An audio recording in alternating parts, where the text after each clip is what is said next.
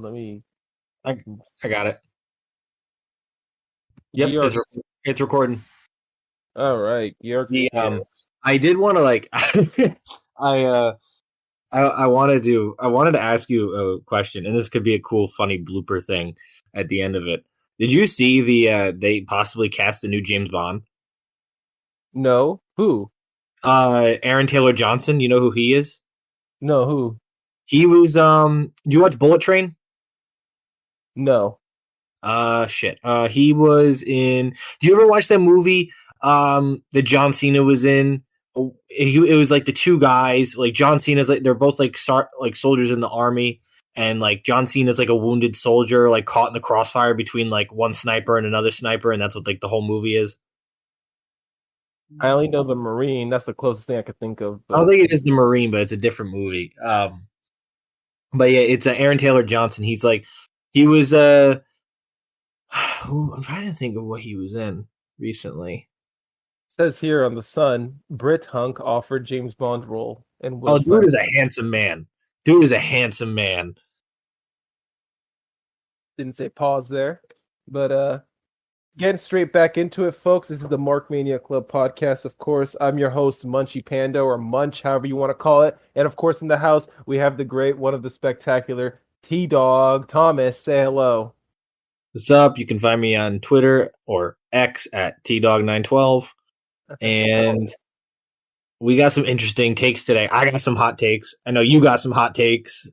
There's a lot of stuff to actually. First off, just start off real quick. No apologies sent, but there's been just a lot of stuff happening with life and getting this channel off the ground. So that's why episode 2 is coming somewhat distant from episode 1, which is about over a week out. But it shouldn't be a problem because going forward there'll be more consistency. But yeah, real quick, I was going to say Twitter, but I heard you say X. Actually, yeah, our social is going to be at Markmania Club on Twitter, as well as TikTok and SoundCloud, and on Instagram, but on YouTube, of course, you can find us at the MMC Podcast. That's at THEM as in Mark, M as in Mark, C as in Charlie Podcast. But yeah, like you said, we have a lot to divulge in real quick. I do want to start off with something that was somewhat earlier last week regarding John Cena and the Oscars. You saw it, like him naked and holding up the thing. Yeah, I mean, I've seen a lot of it's been not a controversial thing. I mean, it was kind of like I think it was controversial. I think it was a humiliation ritual, you know, for like the Illuminati and like celebrities. Like, hey, this is what you have to do to, you know, really be in Hollywood. You know, be an elite type of thing. And I don't want to go into it tangent right now because it's definitely another topic. But essentially, yeah, Cena's now Hollywood. You know what I mean? And obviously he's WWE. Like that's his identity.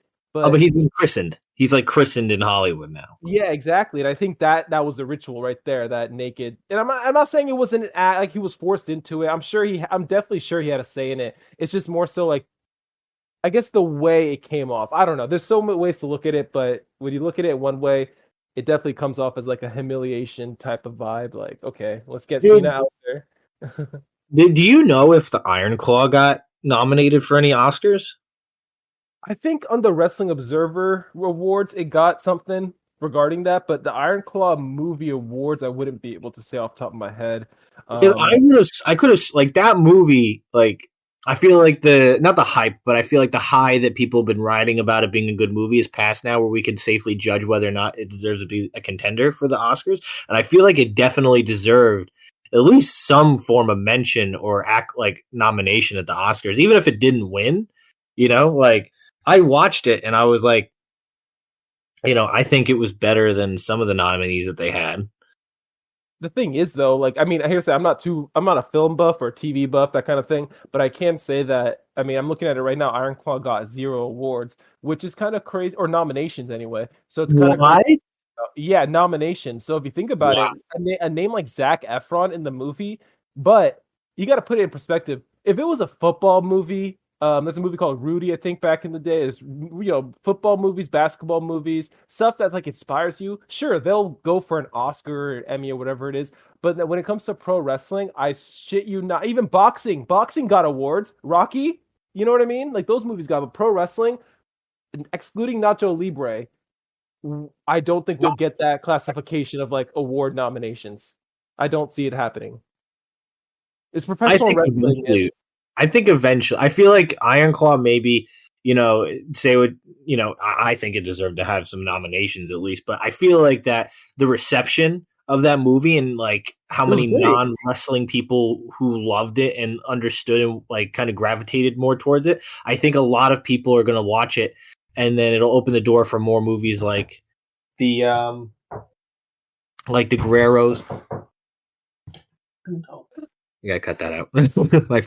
my brother had his phone on the charger and he left it in the room and forgot about it and decided to come in and get it now.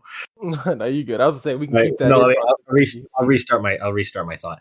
The Iron Claw was as good as the I think it was incredible to watch. I think it opened the door for more movies. Like you could have like an Eddie Guerrero biopic, dude.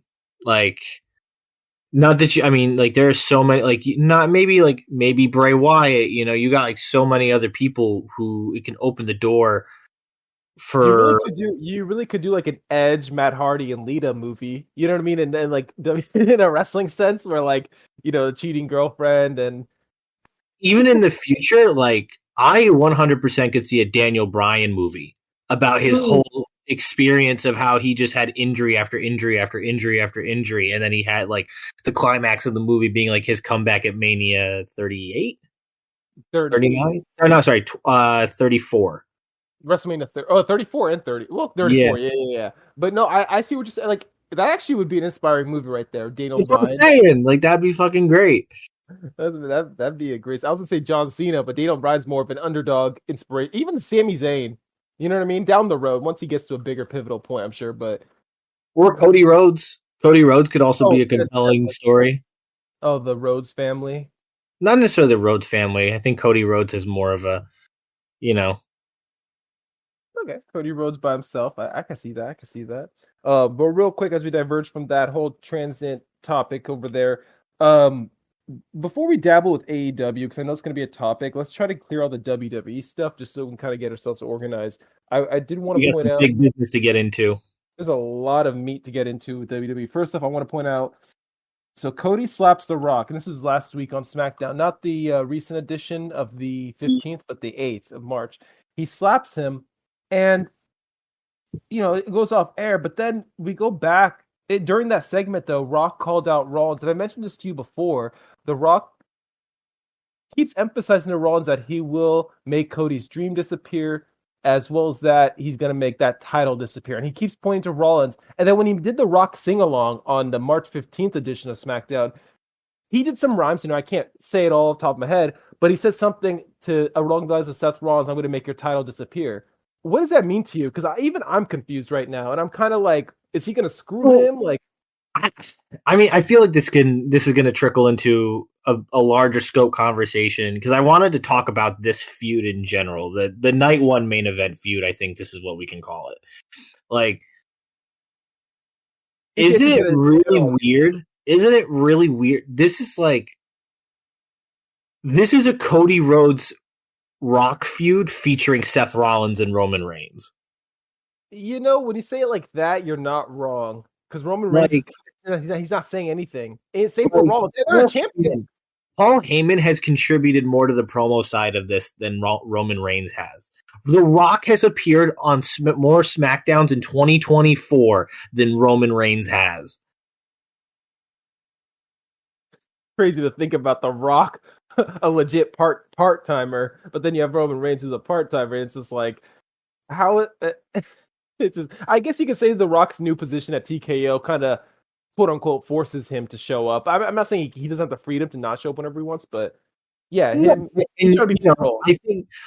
feel like if you take a step back and you look at it, like, I think he genuinely cares, because it's one thing for him to be showing up every week, but the man is cutting 15-minute promos on his Instagram lives about how he's going to beat Cody Rhodes and hand his mother the bloody belt after the match.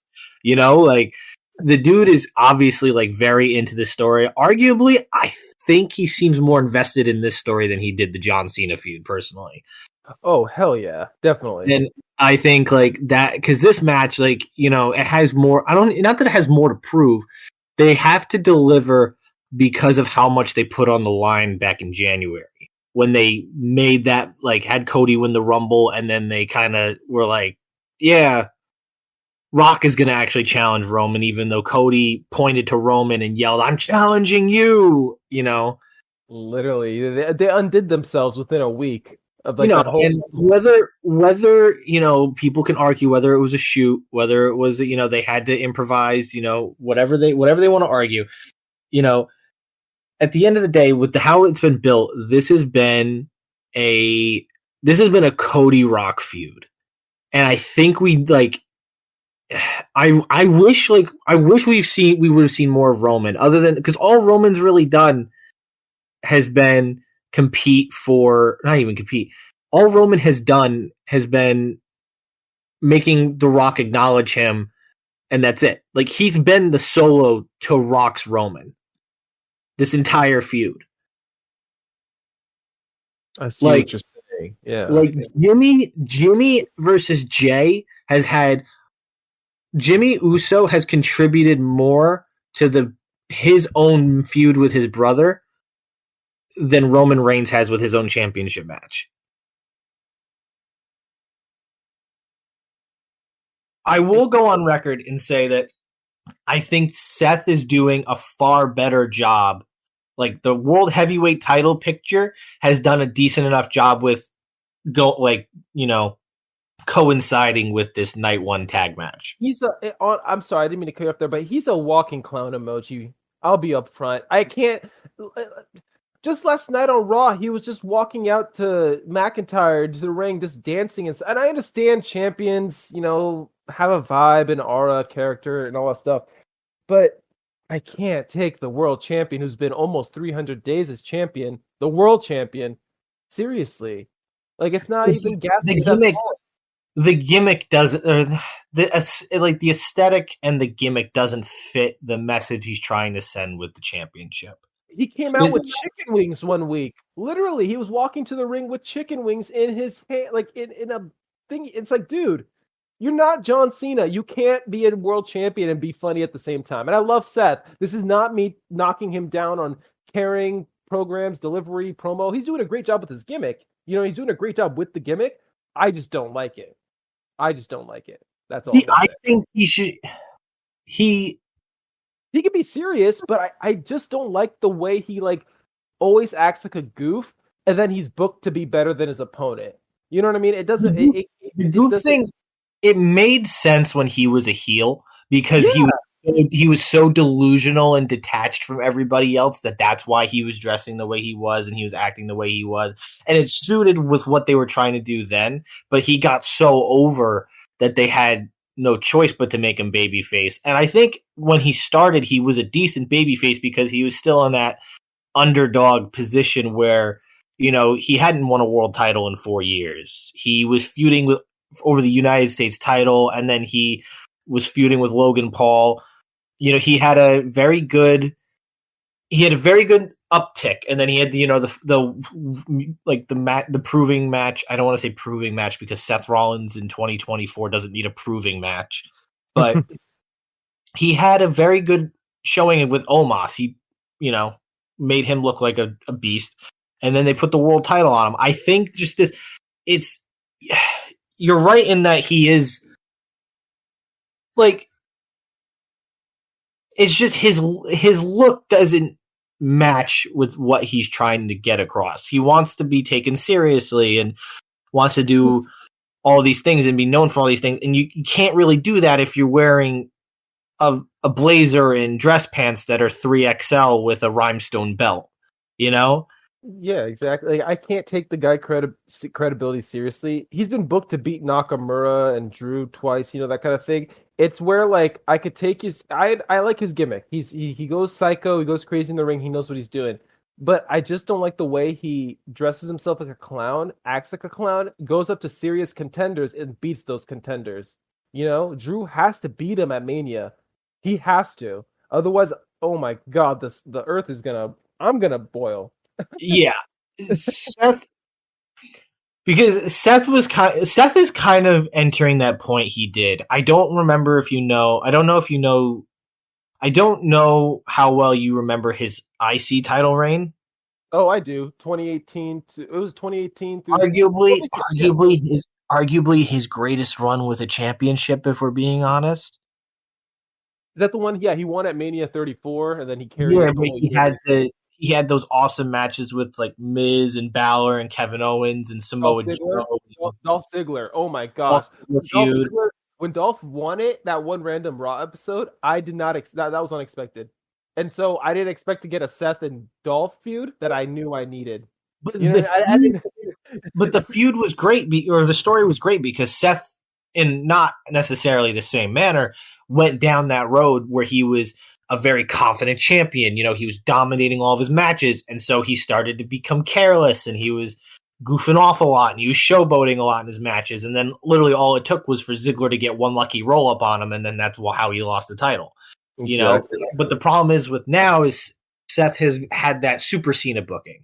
You know, people are talking about Cody Rhodes being pushed as like the next John Cena. Seth Rollins has gotten that treatment more in his matches than Cody Rhodes has. Wow, that is a great point of view because Rollins has been in. Okay, if you go back to 2012, he's been in WWE for 11, 12 years. Let's say 12 years for simplicity. And John Cena, his push somewhat was from 2004. Let's say 12 years to make it simple. 2016. Seth Rollins is at the point in his career where he has a title, but I think now he's just doing a bunch of character stuff, you know, working with different wrestlers. Because remember, Cena, there was a point when like 2012, 2014, 2015, even though he was the U.S. champion there, 2016, you know, that kind of stuff. He wasn't champion, but he was able to tango with people who, you know, also weren't champ. You know what I mean? So I think Seth, like you're saying, Seth and John Cena, they might be comparable in the sense they're both WWE people. They both love their job, business, that kind of thing. They can deliver great promos, good champion, you know, connect to the crowd. But yeah, Rollins is definitely at the point of his career where he's at that Cena level. Like, you know what I mean? He's not going to, well, because Cena was OP early in his career. You know what I mean? He'd always get his ass whooped for 20 minutes, make a comeback. But yeah, I think Rollins is definitely at the kind of like similar to Cena where his losses don't really hurt him. Does that make sense? Yeah, I mean, he's one of those people. He can take an L. He can take an L. There are wrestlers who are their stories are more compelling when they're chasing for the title rather than actually holding it. And unfortunately, I think Seth Rollins is just one of those people where, you know, he's had, in my opinion, he's had a very good reign. You know, I think if we look back on this reign in like 2 to 3 years, I think we're going to acknowledge him having a very solid reign.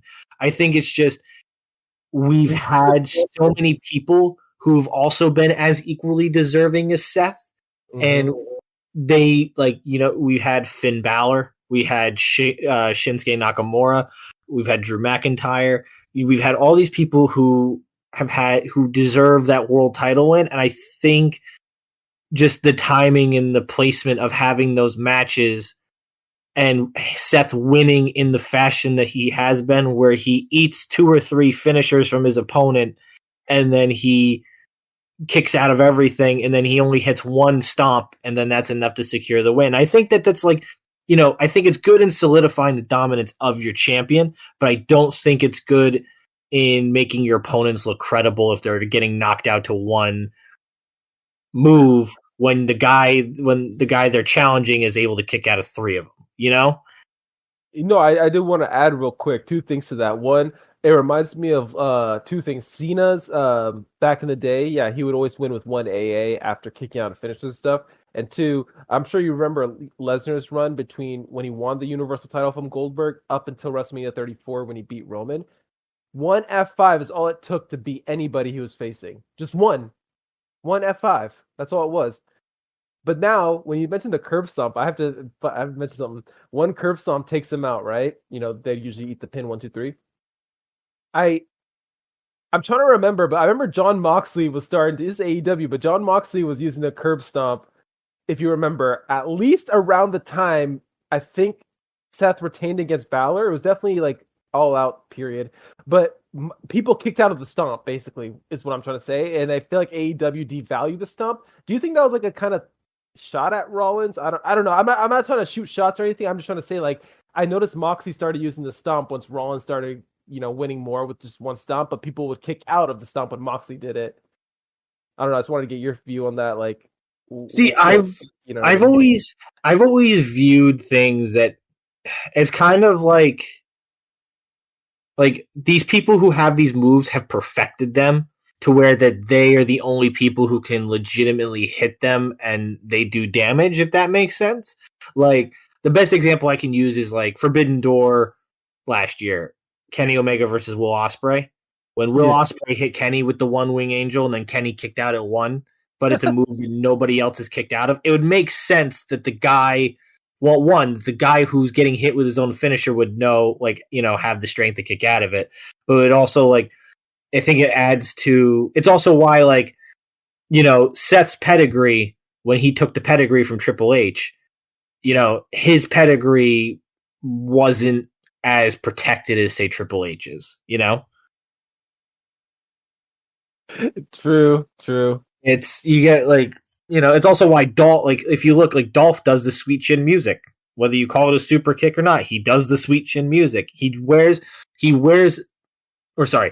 Nemeth. Nick Nemeth does the super kick in white boots and tiger printed pants with logos all over them and does the stomp in the corner. He does it, but it doesn't knock people out, Yeah, so it's dependent on the wrestler, basically. Whoever's delivering it is where it's more credible. The only move I've seen where it's equally as credible has been the spear. Not even pile drivers. No, God, the pile drivers. I don't even want to get into that in AEW. But yeah, just moving forward here. And then also, I do want to tell you, so you're obviously aware Sammy versus Gunther. It's happened at Mania. Sammy ran the gauntlet with Chad Gable. I don't know if you saw the footage, but yeah, Chad's shoulders looked like they weren't down, according to the internet. But then last night on Raw, let me narrate here real quick. So Chad Gable and Sami Zayn are talking backstage. Well, Sammy runs into him.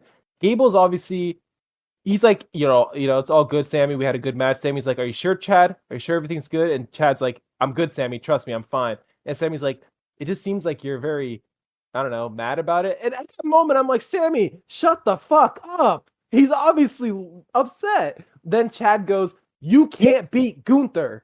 That's why you know what I mean? Like, Chad's like, he knows he can beat him, but Sammy can't. And Sammy had this face, he's like, what the hell? And then, here's the thing, Sammy and Gunther had that contract signing in the ring. Gunther signed it and walked away knowing that, like, you know what? I'm going to win, blah, blah, blah. And Sammy's like, I have to win. I'm going to win. Gave the babyface thing. But nothing much came out of it. Chad Gable should have won that, man.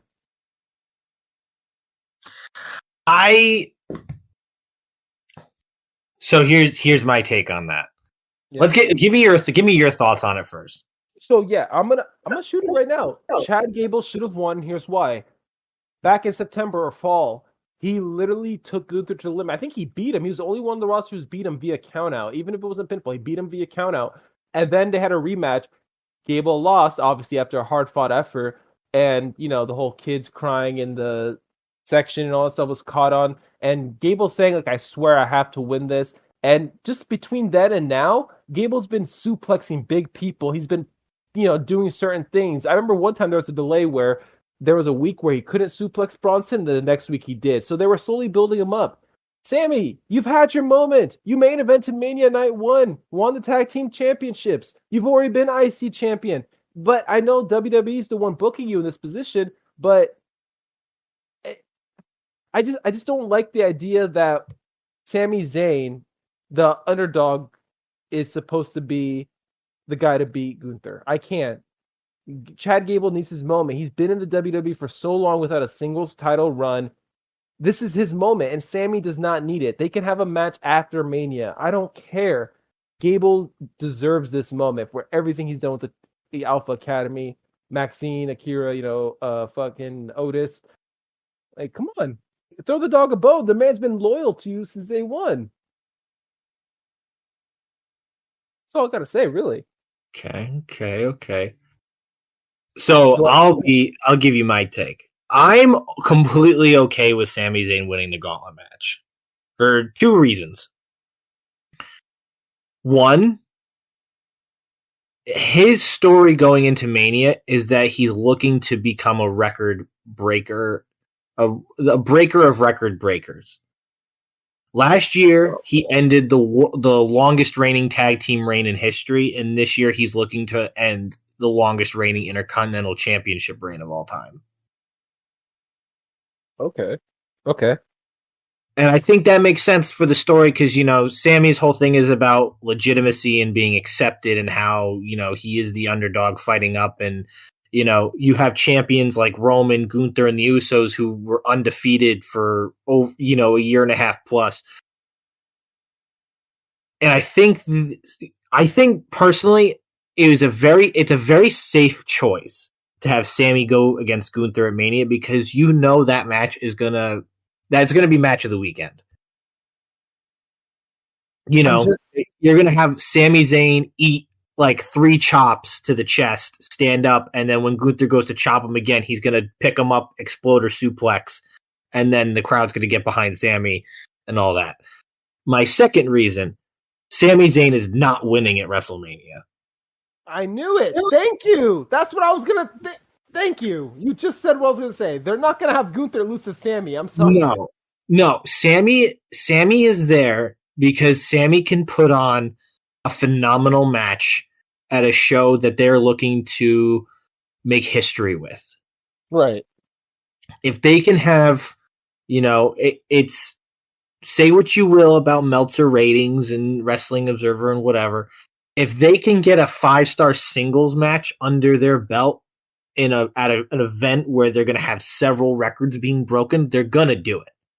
Because whether or not you like Meltzer or not, or whomever, or PWI or whoever you follow or you get your news from, or whoever you look at awards from, a universally acclaimed 5-star match from, we'll say the most, I'm not going to say the most well received, we'll say the most popular news outlet in professional wrestling is a pretty big deal. And I think that Sammy and Gunther are two people who they're gonna demonstrate they're gonna bring the black and gold NXT to WrestleMania weekend. Right. No, I did want to say I think I could be wrong, but I think Gunther has not only had 5-star matches, but a good chunk of his matches have only been 5-star. Like Tyler Bate, Ilya Dragunov, the triple threat from last year at WrestleMania, the match against Sheamus at Clash of Castle. You know what I mean? In the span of 5 years, I want to say Gunther has acquired so many 5-star matches, and he's not even doing flips or tricks. He's literally wrestling like an old school 80s wrestler. It's his legitimacy. It's what he makes it seem so real. And I think you're right with the Sami Zayn thing. The NXT black and gold vibes are definitely going to come back. If anything, I mean, you're right. Gunther, 5-star classic individual. Sami Zayn, I mean, 5-star classic individual. You've seen what he, like you said, with Montreal last year and WrestleMania. He knows how to carry a crowd. He knows how to walk them through the emotions, of the underdog. And I just think Chad Gable should have been the one, though. That's all I can say. I'm gonna stick by it. I'm gonna stick that Chad Gable should have won the gauntlet and at least faced Gunther at Mania. And won. But yeah, we'll have to put a pause on that. Well, Gunther, we hope you smash Sami Zayn. I think Gable is going to be the one to beat Gunther. I think they're setting that up, but it's not going to be at Mania. Bash in Berlin? Maybe. Gunther loses. The upset, you got the big bold, the big bad heel walking into, his home nation, and then he gets dethroned by, everything he despises. Americans. The little Americans. Especially Chad Gable, the littlest of all Americans. You can't say little. Chad Gable could probably just deadlift me and throw me across a dining room. Oh, with ease. It's his suplexes are crazy. But yeah, moving on. Next WrestleMania match. This was actually just locked in and confirmed as of last night on Raw on March 18th. So bear with me. Are you ready for this 12-man tag team ladder match I'm about to distribute to you? I'll take that silence as a yes. All right. So the teams in the 12-man tag team match, ladder match at WrestleMania, the Judgment Day. Legado del Fantasma, a.k.a. Humberto Carrillo and Angel Garza. They beat the LWO on Friday Night SmackDown. And then the New Catch Republic in Tyler Bate and Pete Dunne. And then DIY, Awesome Truth, and the New Day. So I know you're disappointed because the Creeds didn't make it. I love the Creeds. I think, yeah. Have you seen speculation? I was going to bring this up because this kind of trickles into the AEW talk we're going to have later. Have you seen the reports that the Hardys contract is going to be up with AEW, I think, before Mania? See, I read reports on that, and the thing is, I'm on Facebook, social media, and they're all like, "Yo, the Hardys are going to take the last spot. Are going to do this." I'm like, "Am I reading it wrong? Did all the teams not fill up all the spots? Like, it's Judgment Day, 2 SmackDown teams, and 3 Raw teams. We've also got a little less than a month. Anything could happen, you know."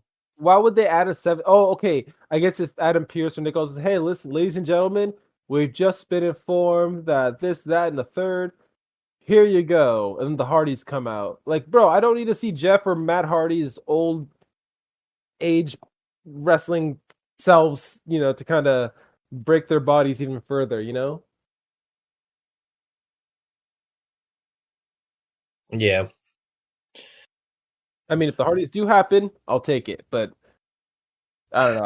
I just can't see Jeff and Matt doing a ladder match though at this year's like they were credit where credit is due. I think Matt Hardy has kind of aged a little more gracefully in the ring than Jeff has. And that's not a knock on Jeff's ability and everything he's put in. I think it's just more like his style has aged better with him than Jeff's has.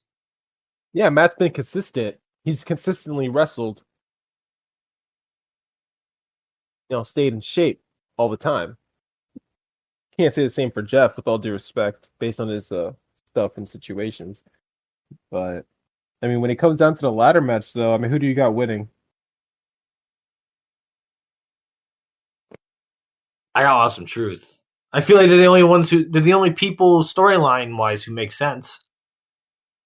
No, that's true. I mean, I was gonna say when they were facing Indus Sher last night on Raw, it was kind of funny. Basically, what was it? Miz slid out of the ring, and then one of the other Indus Sher people got out of the ring, and then R-Truth accidentally got elbowed by one of them. But when he got elbowed, he got knocked out and fell on the other Indus Sher person, and then 1, 2, 3. So it's just always funny to see R-Truth in those comedy segments. I know he's afraid of heights, so it's going to be interesting to see him in that ladder match. But Awesome Truth, you guys deserve it, especially the Miz. Well-rounded veteran, always been around. I think he took 3 losses at Mania last year over 2 nights. Yeah, no, it was just one of those people where I think that team could grab it, but the rumors, everyone keeps saying like, oh, they're going to have both belts hanging, so one team can grab the Raw, one team can grab the SmackDown. No, I can't. They can't do that at Mania. They can't. You're not going to have 2 different teams win one match and walk away happy. I could see them winning it. I could see them presenting new belts on Raw to represent the unified WWE tag team titles, and then at Backlash France they do the new belts for the tag team championships. Yeah. I mean, see where it goes from there. I prefer it to be unified, just so that way you don't have to defend it across, 2 different titles for 2 separate brands. That's the thing. I see a lot of people talking online about how they need to split the belts up. They need this, the tag team division is. There's too many belts, and you're going to run into the issue that they ran into when they did the draft back in 2016, where you're going to have a revolving door of 3 or 4 teams competing for the one set of belts. Yeah, and at the same time, you're going to have them just hand off the belts. Imagine a Raw team whose tag team champions gets drafted to SmackDown. Oh, I guess we got to trade belts. Bro, I think they're going to be doing away, with the Raw SmackDown concept. I feel like we're going to get World Tag Team Championships going forward, and not if they do second belts and not, No, I think the unification. WWE, just because that's more seamless to be drafted. Because why would you, Yeah, why would you want multiple tag titles? And they're going to get lost in the shuffle, lost in the card. The only good thing that can come out of separate brand tag titles are literally just Survivor Series matchups, when it's brand versus brand. That's one thing I can think of that'd be cool. Oh, okay, SmackDown. But it's only cool if the SmackDown and Raw superstars don't interact with each other. You know what I mean? As long as they don't interact with each other, then it feels fresh. Like, oh shoot, a SmackDown person, a Raw person. But I think yeah, the Judgment Day is going to lose their titles here, and I think it's going to definitely set up something not bad. But I think we could get a closer peek at Damien's cash-in plans at that point. You know what I mean? Like when a wrestler loses their titles, and okay, well now I got to get something. Judgment Day's walking out with some gold. You know, Damian Priest cashing in at Mania. Who would you have him cash in on if you were the booker? I feel like he's got to cash in on Drew, right? Oh my God, you're right. But that was like, bro, can you imagine? It's got to be Drew. It has to. Like, there's no like. You're not going to do it to Cody. You're like Cody or Roman, regardless of who walks out with that belt. You're not doing it to Cody or Roman. Damian Priest cashing in on Randy Orton, Kevin Owens, or Logan Paul? No.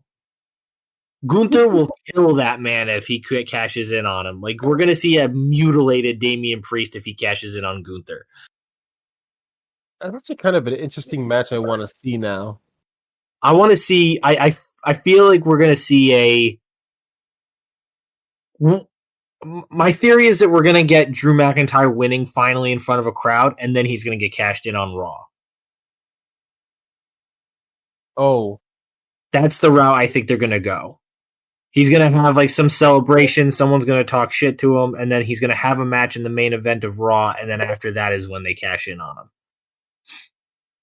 I would like that. I don't know why, but I have this weird illusion or vision of like, Roman and Cody are fighting each other in the ring, and then maybe the Rock's ringside, Solo's ringside, because we know it's gonna be Bloodline rules. I'm already kind of confirming that.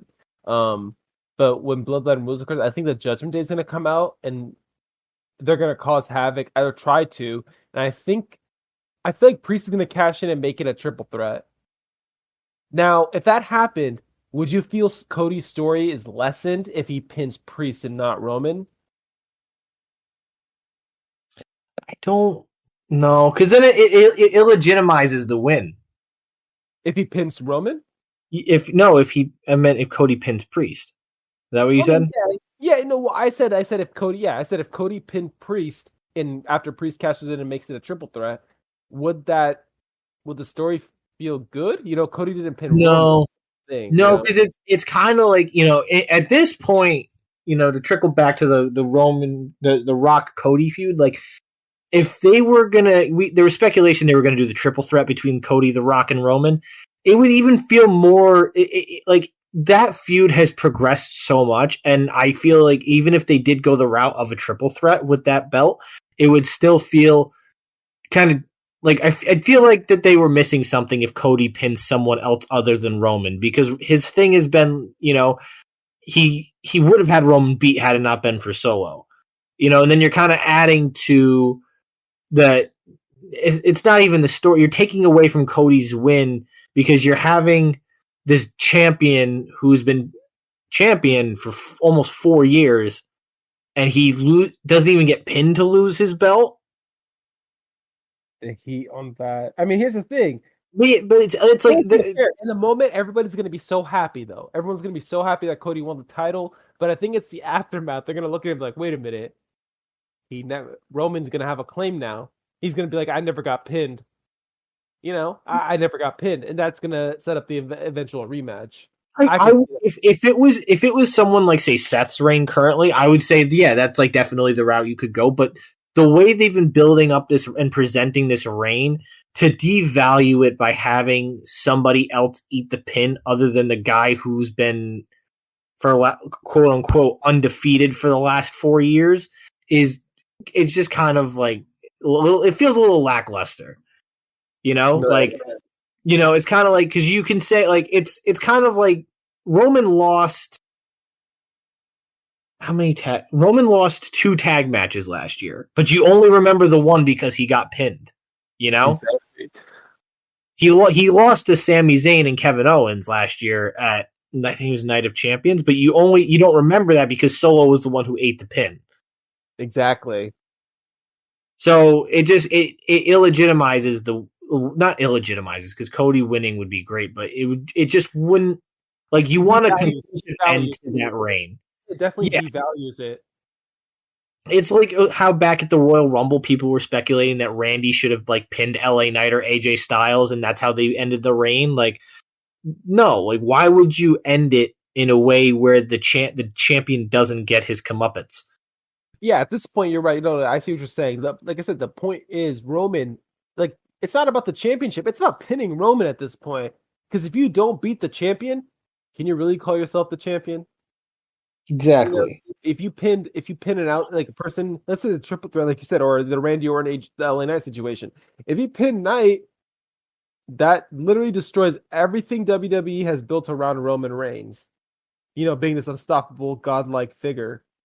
And to not have him lose his title while being pinned, it does break that down a lot. Like, you gotta, I like that. That's what I'm saying. Like, I can't.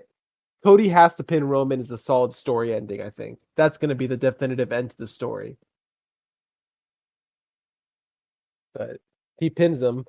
But yeah, good luck to Judgment Day. I mean, like I said, they're not gonna. I can't see them really walking out of Mania with the title win.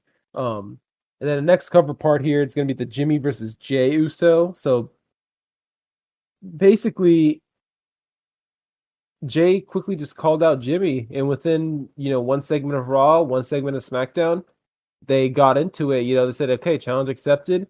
And just last night on Raw, in the March 18th edition, basically what happened was Jimmy and Jay got into it face to face in the ring, got into a little scabble, little fist fight. Solo came up, then Jimmy super kicked Jay. Cody came out for the rescue, and the good guys just stand in the ring. And I'm looking forward to this match. It's obviously been brewing since last summer when Jimmy cost Jay the title against Roman, but I don't know. This is one of those matches I'm excited for. Arguably top 3. Where's Rikishi? I need Rikishi. You see, I don't get that. Why does everyone want him to be a special ref so bad or something? It makes sense for the story. I mean, it revolves around family and bloodline and stuff. But a special referee is meant to kind of organize to hold order on something. Like, you got Ken Shamrock refereeing the Brett and Steve Austin match. So when you look back at that, it's like you need a serious person to handle a serious situation. And in that case, Jimmy versus Jay, sure, I mean, the only reason I could see Rikishi as a special ref is if he was like, if they think that Jimmy and Jay are gonna kill each other in their normal match, and they need someone to kind of hold them back and control them. Rikishi's too old for that. You need someone more controlling, someone who's actually able to physically resist. Either get Rikishi's special guest referee, or I feel this match needs to be a no holds barred match. No holds barred, but I would have Rikishi as a special enforcer or something like that. Maybe an enforcer, because then, I mean, you have Rikishi as special guest referee, and then because Rikishi also is the one who trained them too, so like he's watching two of his proteges go at it, and also it adds an interesting dynamic where if Solo gets involved, you would think Solo is really going to step up to his dad if That's given. What I'm saying. Exactly. That's what I'm wanting to see. Like, if Solo tries to interfere, will Rikishi super kick him? I think that's why people want Rikishi in it. They want to see where his stance is in the bloodline. And has there been like a father-son thing where they fought? Well, I mean, they fought, Dom and Ray and stuff, but it's like, in a sense of like picking them on purpose or so. I don't know. Like, I guess if Solo was to run interference and Rikishi came in, he would probably have to super kick his son. You know what I mean? Type thing. It's wrestling though, so it's not like abuse on your kid or anything, right? No. Unless Rikishi does the fucking I don't want Rikishi, you know what I'm talking about. The stink face. I don't want to even think about on that. His own sons. No. That is the weirdest form of. I don't even want to. Let's moving topics anyway. No. Also, I did want to emphasize too. Jimmy and Jay, brother and brother. So WrestleMania 10, you had the Harts. WrestleMania 25, you had the Hardys. WrestleMania 40, you got the Usos. And before we go forward, I do want to say, do you count WrestleMania 14 and 20 with Kane and Undertaker? Because they're brothers, right? In the sense of the story that they're trying to tell, yes. So they count. Okay, so we've had Mania matches there. Do you think WrestleMania 55, 15-year pattern, do you think we're going to get the Creeds? I don't think the Creeds. I couldn't imagine Creeds on single runs, Maybe but Tom and Nick. anything can happen. Anything can happen, Like I said, you can get Tom and Nick Mysterio. Or truth. Thank you for bringing that to light. And then real quick though, going forward, yeah, when it comes to WrestleMania, I mean, we kind of have a full pack situation where we just have a lot of great matches. Like, there's a lot of great matches that we can't really, what I mean? What do you think is the most highlighted match you're gonna get from WrestleMania? The best match compared to both nights.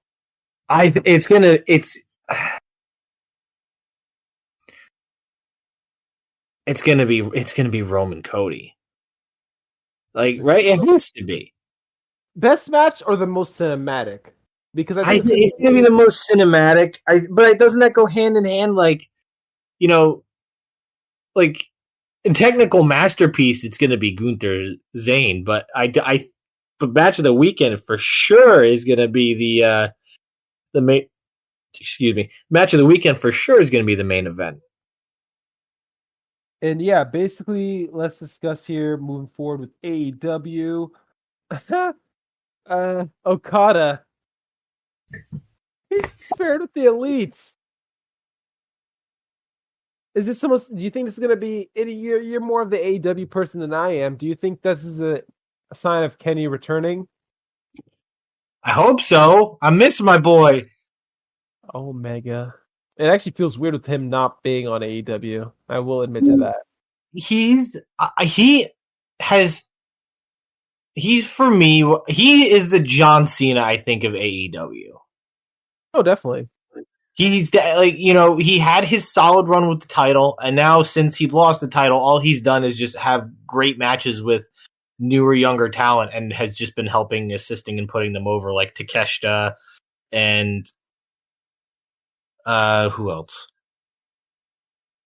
Takeshita. MJF. MJF, yeah, he put over MJF in one of his best matches of his title reign. He's great. He's also what I really appreciate is with all the horrific tribalism that comes with being a wrestling fan, he's definitely been one of the more positive people. When he's been doing stuff. I know he just did a few interviews where he said he'd love to have a match with Seth Rollins, and that he's he loves watching him work, and he did a whole segment praising John Cena that I was reading the other day. Like, it's always very reassuring to see people like in that, like, who work in the ring and are in these positions to utilize their spot to give respect and prestige to other people who are also working their asses off. Yeah, exactly. I think Kenny Omega is definitely, because he's the founding father, one of the founding fathers for AEW at the end of the day. So he already has that big name attached. But I think, yeah, like you said, John Cena. Like, when you think John Cena, you think WWE. When you think Kenny Omega, you think AEW. So to have him not on the screen, and we're backtracking away from Okada here, but I do want to say Kenny needs to be back on TV. I understand injuries happen, but I think this whole Okada elite situation thing, not situation, but storyline, I think it's definitely leading back to Kenny returning, because aren't Okada and Kenny like enemies or like frenemies kind of? They're frenemies. They had a tag match last year at New Year's Dash, which is New Japan's equivalent of Raw after Mania. Mm-hmm. So it's like this. It's like a show that they do the weekend after, and it's basically like a lot of like really important stuff will usually happen there. Just off the top of my head, you had like AJ Styles was kicked out of the Bullet Club on New Year's Dash by Kenny. You had the feud between Cody Rhodes and Kenny Omega started on New Year's Dash. Chris Jericho started a feud with Tetsuya Naito. I don't know if you know who Tetsuya Naito is. The name's familiar. The face is not. I might have to just quickly look. Naito, I think he's currently IWGP World Heavyweight Champion. He beat Sonata. Yeah, he beat Sonata at Wrestle Kingdom this year. Naito's fantastic. Tetsuya Naito versus Chris Jericho beats Chris Jericho 2000. Yeah, okay, I see that. Yeah, okay. But yeah, so they had a tag match together when they both won their respective titles at Wrestle Kingdom last year. Mm-hmm. Yes, at last year. But it's always been, they've always had like history. I would love to see them go at it again, but I think it doesn't really make a lot of sense for them to do it, because a reasoning for why those matches were so good to begin with was because of the story that they were telling with those matches, where Okada was in a very similar position that Roman Reigns is now, where he was on a record-setting reign for New Japan. And, he had his losses in, say, like the G1 Climax, which for those who don't know what the G1 Climax is, it's a 20-day tournament, back-to-back days, where wrestlers wrestle each other. It's very similar to AEW's Continental Classic, and it's a Robin Round style tournament. But the world champion competes in the tournament as well as its lower card titles holders. So like Okada always like would wrestle, and after like the 18th day would always eat a loss, and it was always a shocking thing. But Kenny being the one guy who was getting 45-minute to hour-long matches out of the world champion, to the point where the world champion couldn't keep up with him anymore, and it was more of a game of endurance rather than, mind games. That was why those matches were so good, because you saw, both men on equal footing, and then Omega getting more desperate and holding out longer than Okada could, and that's why those matches are so good. It's just because, sorry. This is because those matches are good, because the first one is, Kenny came very close to getting the job done, but Okada ultimately was the better man. The second match, 6 months later, went to a time limit draw because both men wore each other out. The third match was both these men had went through this, grueling tournament, but Omega was in better condition going in than Okada was, because Okada had been putting on such a consistent performance of domination that it finally caught up with him, and then Omega was finally able to get his win over him. And then the fourth match, it didn't sit well with Okada, that Okada didn't have a number up on somebody in his title reign, and that's why he gave Omega the last shot, and then that's why they had the last match. So in the grand scheme of things, it doesn't really, it'd be a great match, and it makes sense for the story they're telling. It just doesn't, it's not going to hit the way people want it to. Okay.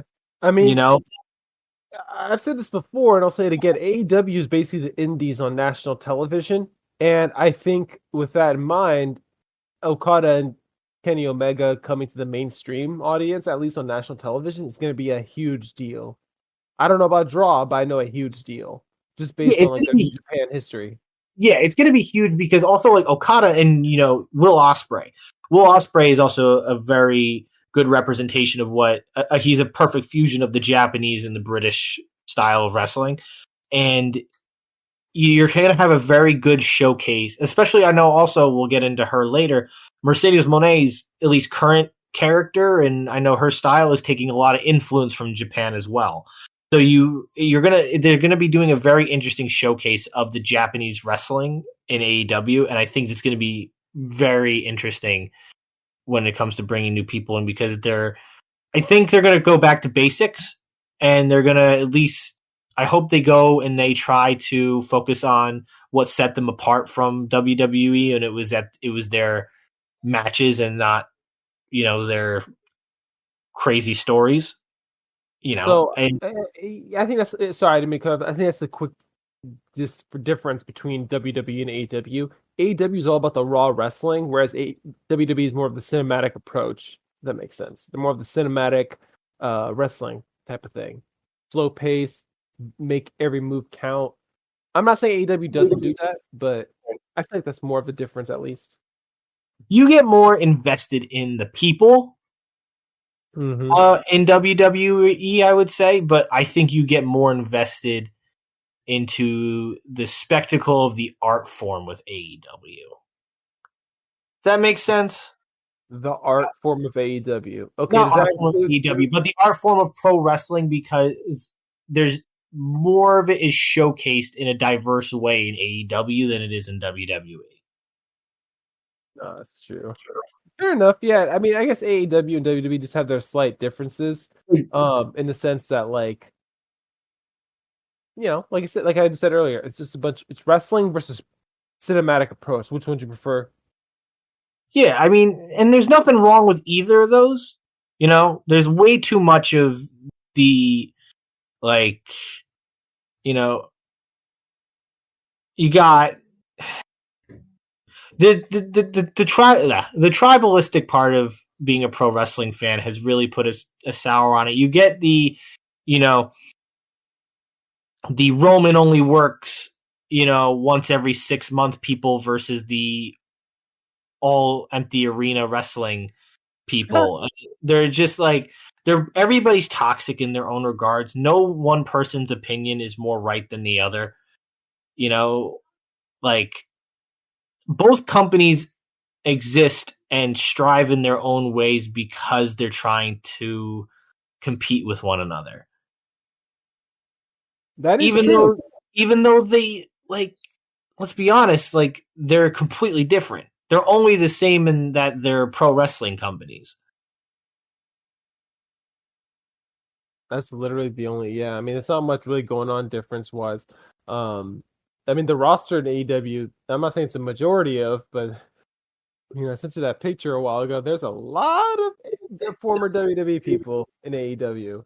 Yeah, but you get some guys who are, you get some guys who built their careers prior to they may have made a name for themselves in WWE, but, like, there's a lot of misconsensus where everybody's like, oh, they're all ex WWE guys. They're all, like, all of them came and it encourages this mentality that there's all these people were exclusively born and bred in WWE when a lot of them haven't been. You get guys who are like Aleister Black was a very popular person on the indies, and he was in NXT for 2 years, and then he was on the main roster for, I think, another 2 years, and he's been in AEW, I think, longer than he's been on the main roster in WWE. Yeah, I know. We're approaching that point where he's going to be on the roster, longer than his entire run. Like, Jon Moxley is coming up there too. Like, Jon Moxley was in, he was in WWE on the main roster, November of 2012 to April of 2019. So that's 7 years. But factor in the year that he was out for injury almost, right? Oh, and then, he's coming up on AEW. They're coming up on their 5-year anniversary soon. Like, that's a decent amount of time that he's been away from WWE. Bryan Danielson, he was an indie darling throughout his entire, he was wrestling for God knows how long before he went to WWE. He was for Ring of Honor. He wrestled for Ring of Honor, a company that AEW now owns. And now he's, the last 3 years, he's been wrestling for AEW. You get, like, there's a very weird. When did Adam Cole debut in WWE? Like 2017? Adam Cole was only in WWE for like 3 years. That's what I was going to say. So, I mean, 2021, right? So 4 years, because 2017. Let's say 4 years. But anyway, he was there for 4 years. That's what he's been in AEW for 3. He's going to be on his third. Yeah, exactly. He's going to be on his 3rd year. So I'm kind of laughing just because, like, the fact that how you brought up Aleister Black, Jon Moxley, and I bring up Adam Cole. I look back at it, I'm like, wow, a lot of these people might actually make it longer on AEW than they were on the main roster because of the contracts they signed too. Then this is also a point that I think is people don't take into account. When you think of when a wrestler becomes a free agent, you think, oh, they'd be great. And we'll say we'll say hypothetically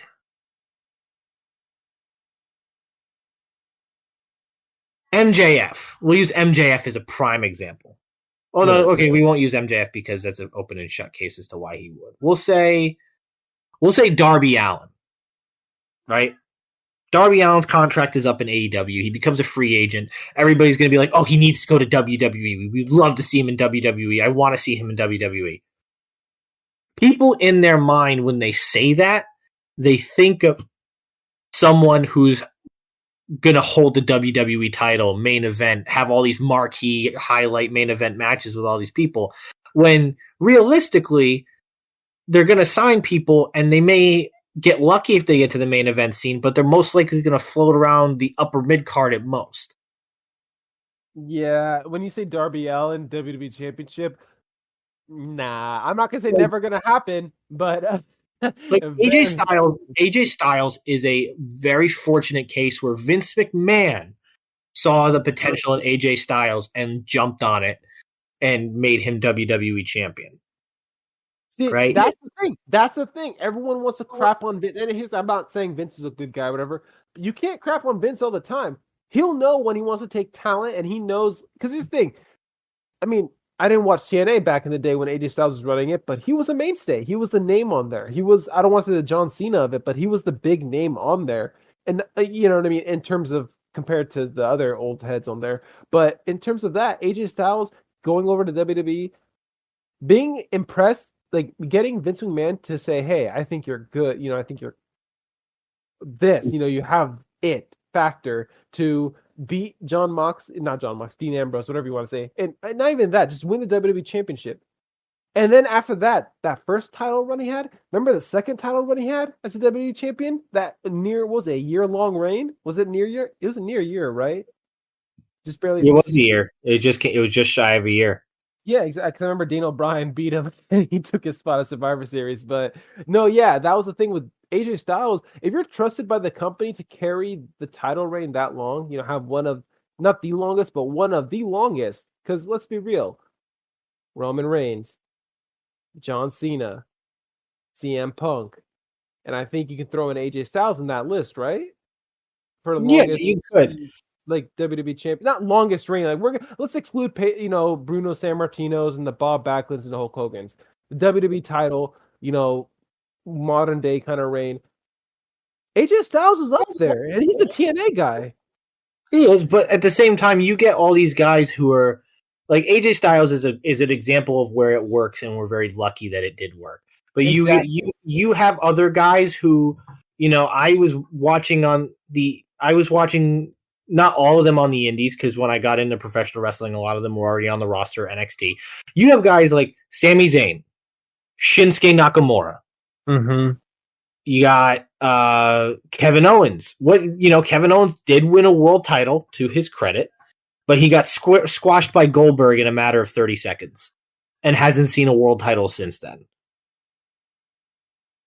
You got guys like, every people were like, "Oh, Adam Cole, phenomenal signing for WWE," when he did get signed, right?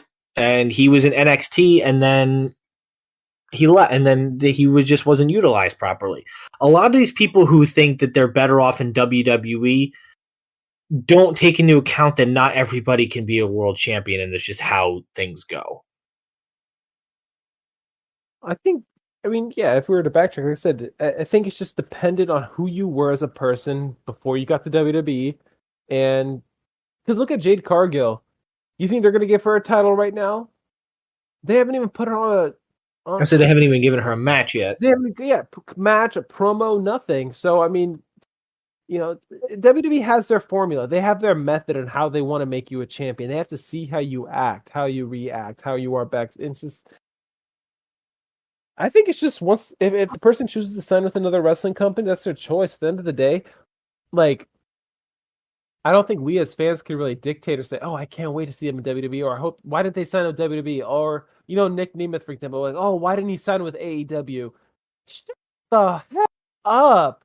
Who are you to decide? Like, bro, maybe Ziggler's tired for the past fucking 16 years of traveling on the road constantly day in and day out. And same thing for AEW where he has to travel day in and day out. Maybe he wants to go chill with TNA, maybe not want to travel as much.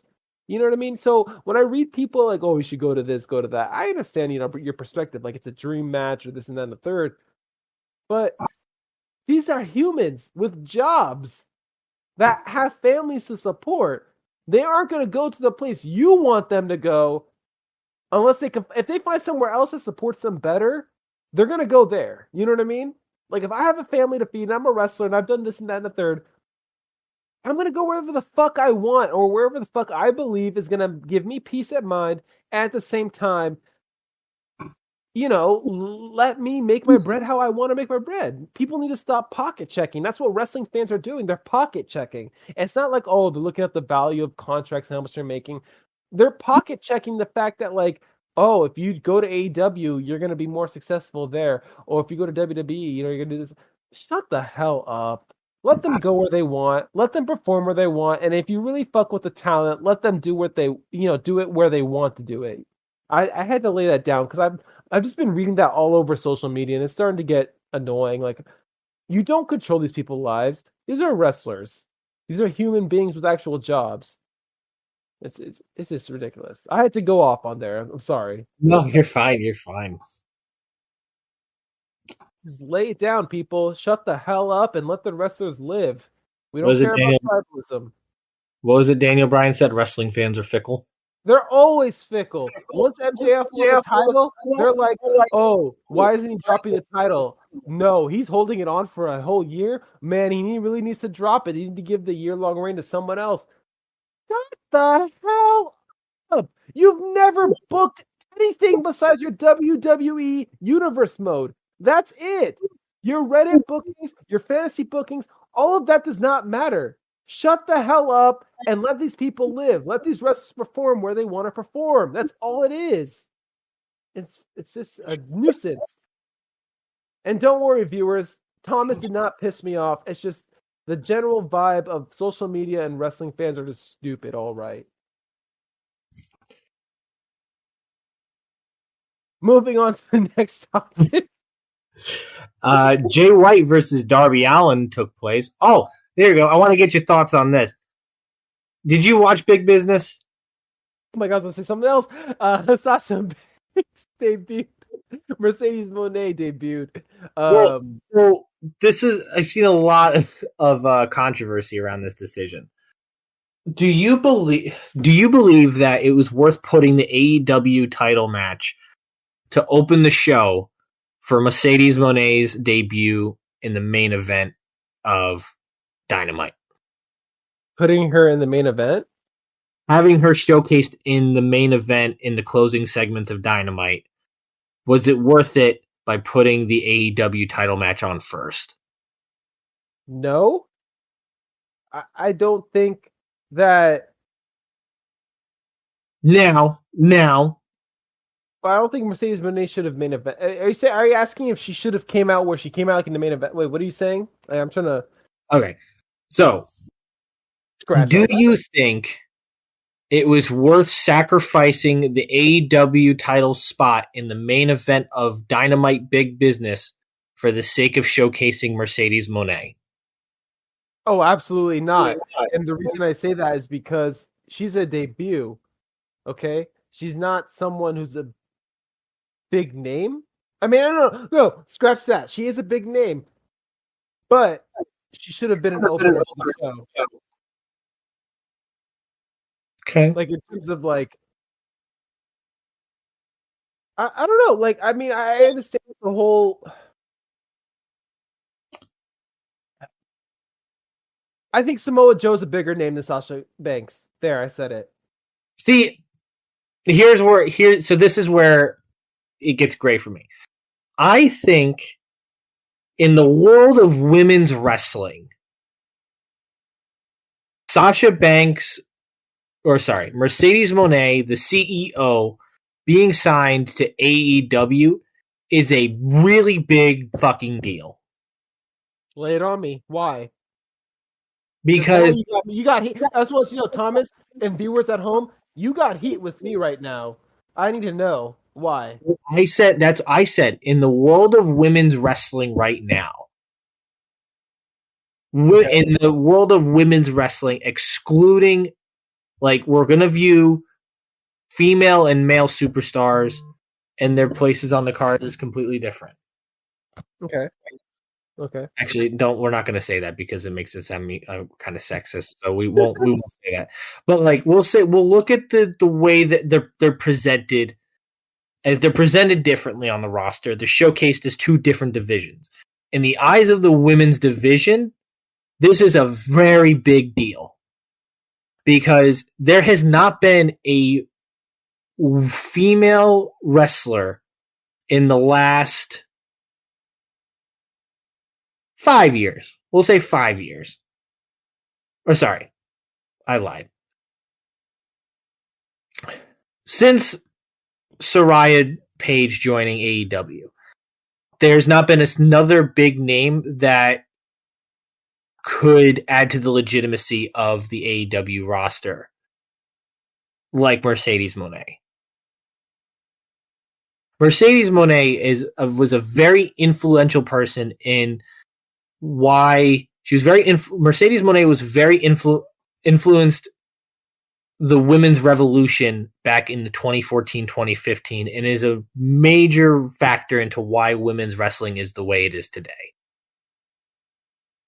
That's undeniably true. I will say that. That's undeniably true. Having one of the 4 people who helped that and created something as special as the women's revolution, and redubbing the Divas title being into the WWE women's title, is a very big deal when you're looking to strengthen the women's division of your wrestling company. I think that is a phenomenal signing on their part. Now, in the grand scheme of things, I think it is a very important signing. It is not on par, in my opinion, with a Bryan Danielson and Adam Copeland or a CM Punk. Thank you. Mercedes Mone is the equivalent of, and it's not because it's kind of like if AEW pulled a rabbit out of a hat and they signed Lita to AEW. Amy Dumas is signed to AEW, right?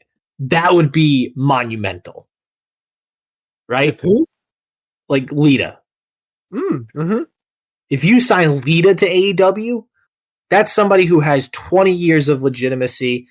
She has, she also was a big player in the women's division, and she was with the Hardys. Everybody, she would someone like Lita would be huge for that division. I do want to point out, Lita was the first woman to main event on Raw, like in a women's championship match against Trish Stratus back in 2004. So exactly. She has history. She has history in the women's division. Let's point that it's not just any woman. She's also got the name value too of somebody where if somebody tuned in and said, "Holy shit, Trish Stratus or Lita from my childhood just got signed to another wrestling company," that'd be pretty huge. That would be the biggest. Yeah, exactly. But Mercedes Mone, I don't think she's there yet. I think give it a couple more years and it'll be. She is kind of right now. She's on a level had this happened when AEW first started, this would be even bigger. Because she's, if you compare it to say when Jon Moxley debuted in AEW, how huge that was. That you had you obviously you had your Cody Rhodeses and everybody who jumped ship over and founded this company, and your Chris Jericho's, but to have somebody who is treated with such legitimacy on the current WWE roster within a matter of months go to AEW, that's huge. I think Mercedes Mone has the same weight that Jon Moxley did when he signed. I think it's a very similar in terms of popularity and household names. I just think there's been so many people who have debuted with very similar aura that it's, oh, this is really, really cool, but this doesn't hit as hard as it would have hit 3 years ago. No, this is, I think Sasha, I was saying Mercedes. I'm not not gonna call her Mercedes. I'm calling her Sasha. Sasha Banks basically like she has this idea where she's bigger than who she works for. She left WWE in 2022 thinking she was bigger than them, I believe, or she was being mistreated. But then at one point she did believe that she was bigger than them. I agree with what you're saying about if AEW signed her years ago. Yes, that would have been a big deal. But now, she's not going to be a needle mover, bro. I'm sorry. She ain't moving the needle. And this isn't to denounce. I'll say Mercedes just to save time. I got Sasha, Mercedes, whatever. Sasha, Mercedes, we'll call her that. She has the opportunity to be a dominant woman in this industry, like be on a level of Edge or Adam Copeland's signing level. But I don't think she's not a Charlotte Flair, bro. You know? Ronda Rousey even has more clout than Sasha Banks, with all due respect. Well, because they have had the presentation that Ronda Rousey and Charlotte have had the presentation. Ronda had the, she had the MMA career, and Charlotte had being, Charlotte Flair. Yeah, the last name basically. Yeah, and I think it's a big deal, and I think it's not. Certain people are acting like it's like a hindrance to the division. Of like, oh, it kind of really sucks and all that she got signed, and I just rambled and I didn't really have a train of thought. So give me a second. Yeah.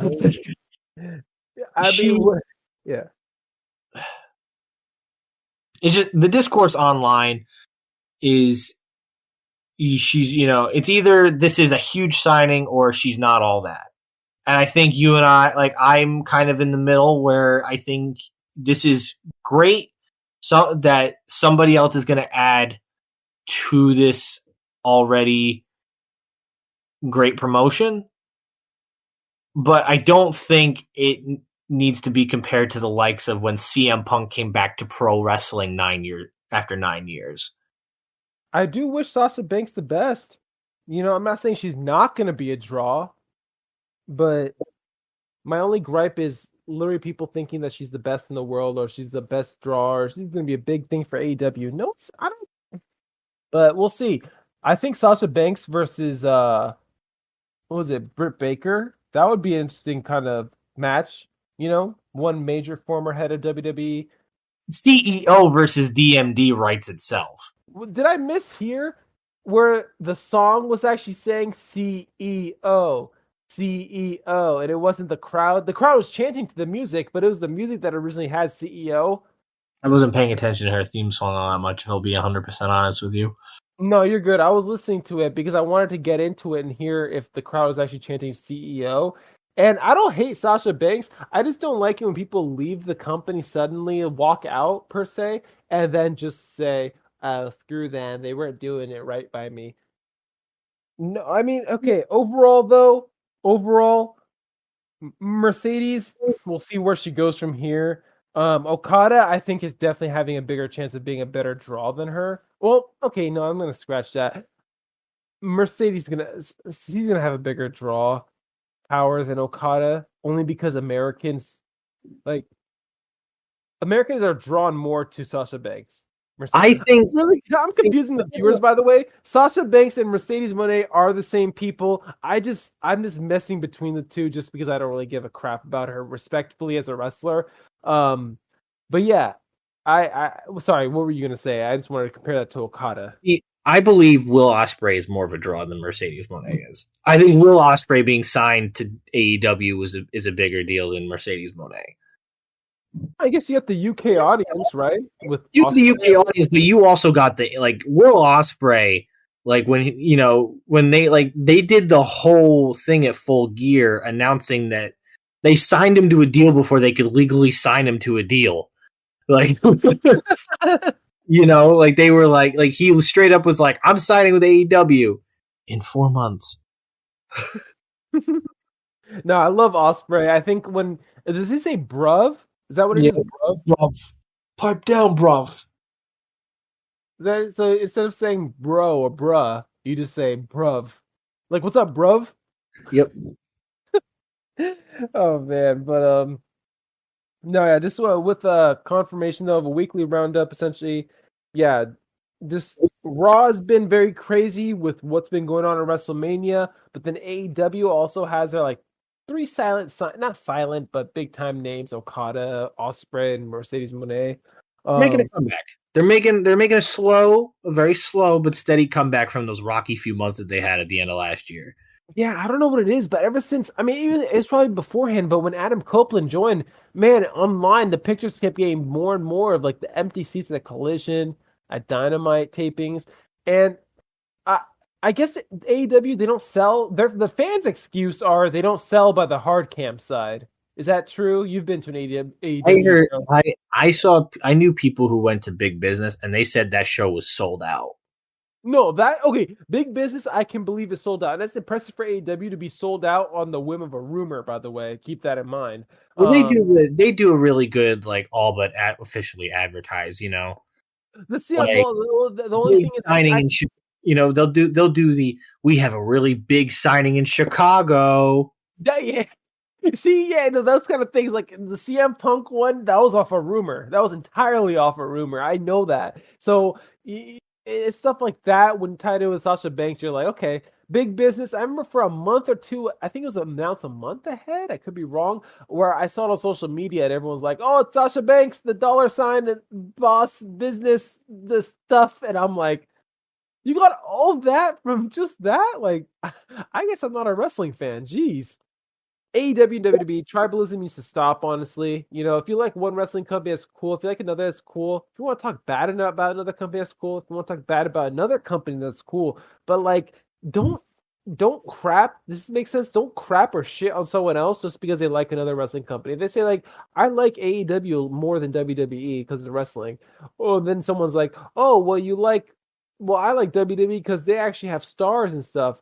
Shut the hell up. Everybody starts from somewhere. Like if AEW is the developmental ground, they want to get to WWE, so be it. If WWE is a place they want to leave and go to AEW, so be it. Again, I've said this before and I won't get into it again, but let the wrestlers live. Like as fans, we just gotta enjoy it, relax, and let them do their thing. I don't remember these are people with lives at the end of the day. Gotta preach that out there. Uh, Exactly. but yeah, no, just a roundup though with WWE and AEW, a lot has been going on. With just some like consistency issues in terms of technical difficulties. Mark Mania Club will be consistently back up as normal, of course. I did want to point out a few things going forward as well as the TikTok and YouTube short you saw. There's going to be a Who Did It segment. Basically, it's like a periodic segment. It may or may not include Thomas, but include a guest host as well, where we just compare some wrestlers or whoever had the best finishers, promos, that kind of thing. But then also want to kind of compare wrestlers in terms of promos, title reigns, doing certain moves better, that kind of thing.